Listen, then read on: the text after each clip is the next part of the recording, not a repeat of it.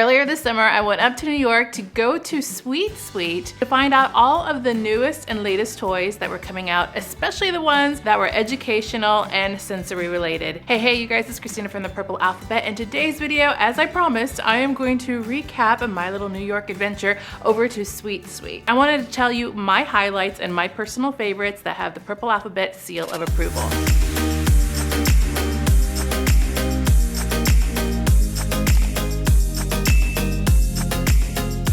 Now there were aisles and aisles filled of all kinds of different things, so I found a lot of things that were non-educational related, like these Amis, which are adorable little plushies on all kinds of different styles. I actually found the panda one. Very cute, and they're gonna be coming out very soon if you haven't seen them in the stores already. They're one to be on the lookout for one of the newest hot toys. But more educational related, I did see the Snack Giraffe. Now this one was kind of cool. So it's actually a really tall toy, stands about 2 feet tall. You insert all of the little coins into the giraffe's mouth to feed it, and it goes all the way down to the bottom. Now the goal is to keep all of your tokens inside the giraffe's belly, but sometimes they come out, and that's what makes this game a little bit challenging. This is a great beginner game, preschooler, because you got that great eye coordination and tracking on your pieces inside. It's kind of like a pinball machine. Plus there's a deck of flashcards that you can use to match your colors and learn some facts about the vegetables that are on each of the coins. There's a lot of expansion play on this one, which is why I wanted to mention it, and it's just the perfect thing for the toddler and preschool age. I don't know about you guys, but my kids really like Cat versus Pickles. I'm not quite sure what the fascination is, but they love them. So they had a whole bunch on display at Suite Sweet, all the new ones that are coming out and some of the past ones. So it was really fun to see all of those. These might make some really great stocking stuffers. They kind of feel like bean bags, but they're really cute and fun. And of course, I had to stop by the National Geographic booth. Now this booth had a lot of their kits up for display, especially on my mind are the advent calendars. I think these are really great. They also had a terrarium that was dinosaur based. These kits are actually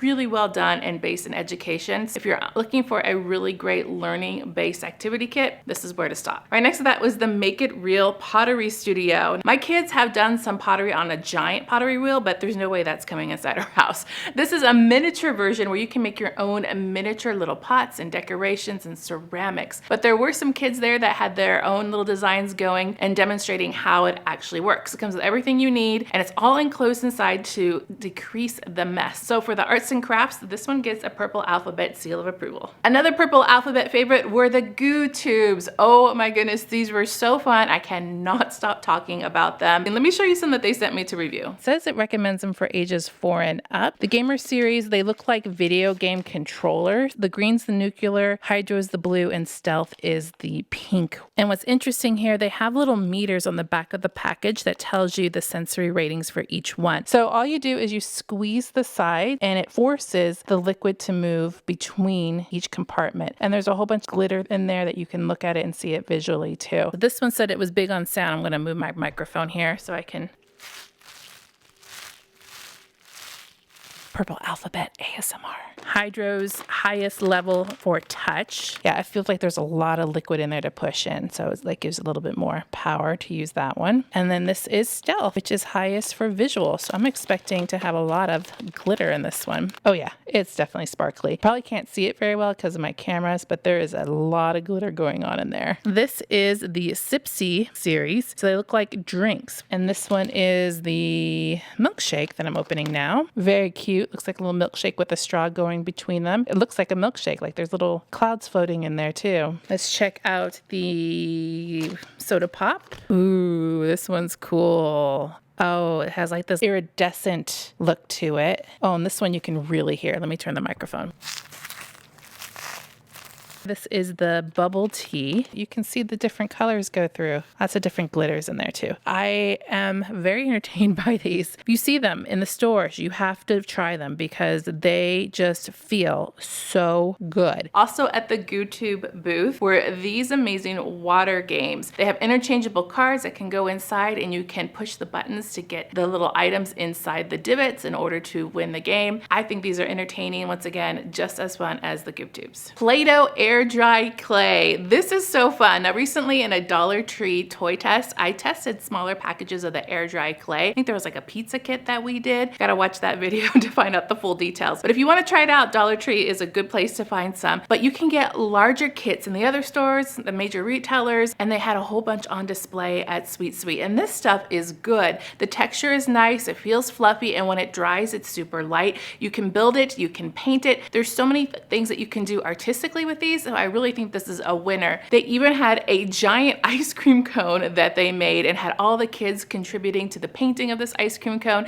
just to demonstrate how awesome it really is. So the Play-Doh air dry clay, look out for those kits in the stores. I think those are going to be a winner. The cake and bake challenge I thought would be perfect for preschoolers because when I saw it, all of the beautiful rainbow colors spoke to my soul. But it's actually a great game for a lot of other ages. Let me explain. They sent one to me to check out for review, and you just have to see what it's all about. It's for ages 4 and up, 2 to 6 players. Comes with its own little baker hat, which is adorable, right? It's adjustable. Then you have all these different cake pieces in here. So let me set this up real quick so I can show you. So the object is to win a birthday candle card by being the first player to stack a cake that matches the game cards. Then the first person to get 6 of those candles wins the game. They also have a really great instruction sheet in here that has 3 different ways to play the game, either single players or teams. So I have this set up for 2 players here. Everybody's going to get their own stack of cake layers, all the colors here, and then everybody gets 2 icing pieces. And then everybody's going to get dealt a card, so they'll have their own card too. All you need to do is flip over your card and build this piece of cake. And you got to be faster than the other player. Blue, green,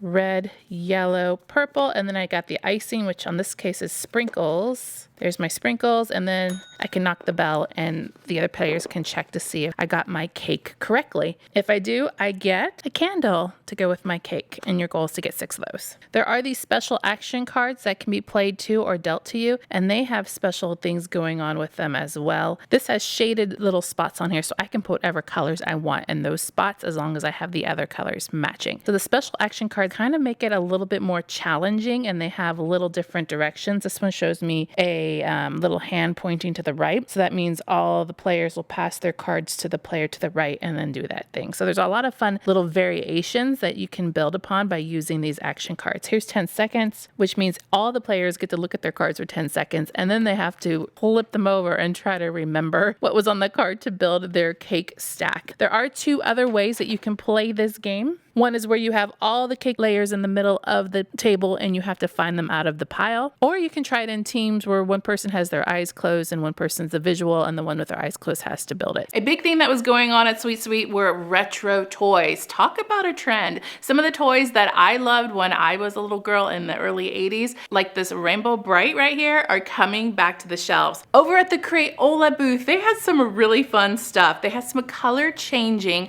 dual tipped markers. These are doodle markers and you overlap them to change the colors. And they had Color Wonder items. When my kids were young, we used to play with Color Wonder all the time because it was a mess-free art activity. It would color a whole page but not get on your furniture or on your clothing. It was amazing. Well, now they have the Color Wonder Deluxe Scented Stamper Kit. These have ink pads that are scented, so you get a sensorial component in it, and it's really cool to take the stamp, put it in the stamp pad, put it on the paper, and it's not gonna get everywhere else. Definitely like this one. They also had one of my favorite items at the booth, which was the 4D coloring kit. This will make anyone look like an artist. They are black and white photos, and you just take your markers and color them in, and you're gonna look like a professional artist. I think the butterfly one was absolutely beautiful, and it will make anyone look like an expert artist. Very smart, Crayola. A great take on a really popular game, The Floor is Lava. This one actually has some fun twists to it that will make your kids really be interactive with their games and play. Let me show you. They sent me one for review. It's for ages 4 and up and 2 or more players. This one comes with a nice easy spinner, nice and big so everybody can see it. Then you get 90 foam stones. Then you also get these 27 challenge cards. Now there are actually 2 different ways to play this game. You know I like that. I like variations on games. You get more play out of it. So the first one is the floor is lava, which is the original game. Your goal is to be the last person that hasn't fallen into the lava. So what you do is you spread all the stones in a random pattern on the floor. Remember to keep all the colors mixed up. They shouldn't overlap. And then all the players stand on a random stone and they wait for the referee, which will be me in this case, to start the game. The referee shouts out, "The floor is lava," and then we spin the spinner. And then players must move to a stone of the same color to stand on. Now the fun part here is once a player has moved, the referee gets to remove that stone. So you can see how the process of elimination can get a little tricky towards the end. Now there's these stones that we talked about that have the question mark on them. And so if you land on one of those, then you get a challenge card. So the challenge cards are kind of fun. They have these little sayings on him that you have to do without falling off into the lava. Repeat this process until all of the stones are gone with only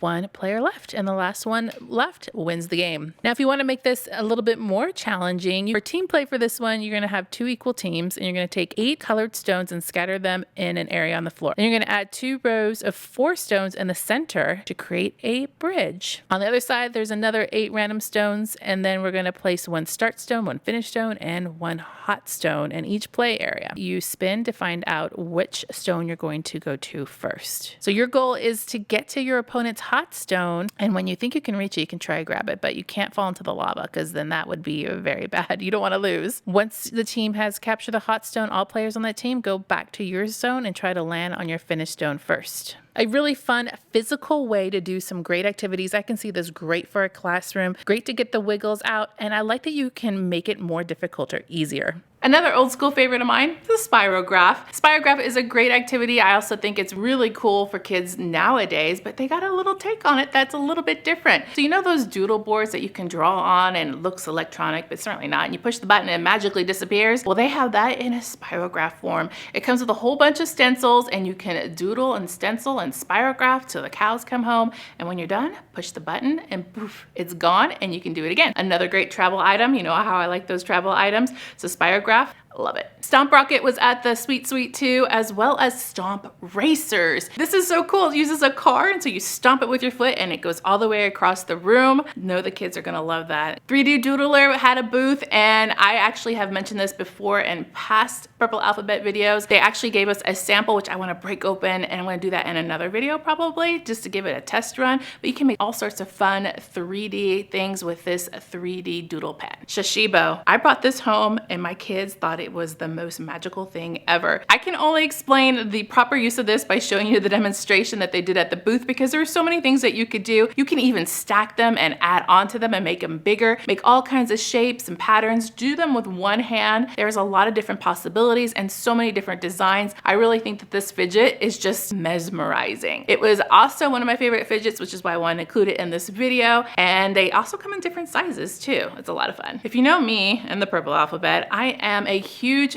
fan of strategy and thinking games. So this one was no exception. It is Boop. Boop sent me a couple of these for reviews. I'm gonna show you here in a video now how it works real quick, because I really think you're gonna like it and it's really adorable. I actually have 2 versions of this. This is the original version, and I have this Halloween-ish with some spooky ghosts and ghost kittens.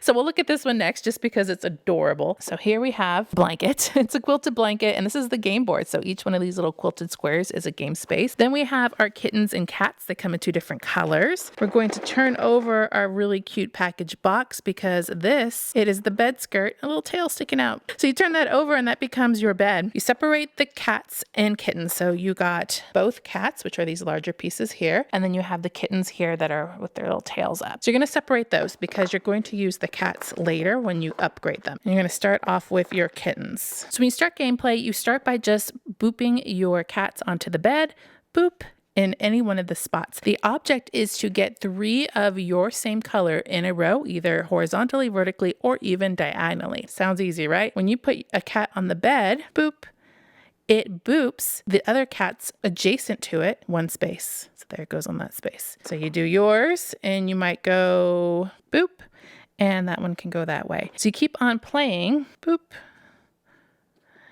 until you get 3 in the row. And they can also be booped off the bed. Let's say I happened to finally get 3 in a row, just for sake of demonstration. I got my 3 in a row here. I can take those and remove them from the board, and then I can replace those with cat. So I'm trying to get ultimately 3 cat in a row. So in my next play, I can put my cats on there and to get them 3 in a row. So the game is constantly moving, so you have to use a lot of strategy and how it works in order to get your 3 cats all together. And once you've got your 3 cats all together, horizontal, vertical, or diagonal, you've won the game. There are some other intricacies to this game. For instance, a kitten cannot boop a cat, but a cat can boop kittens or cats. Really, really cute and adorable. And I did want to show you the other version because it's so cute too. Oh my gosh. Can you just stop, please?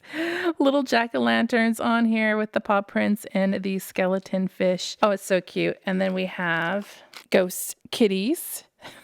They're so cute. And then we have witch kitties, you guys.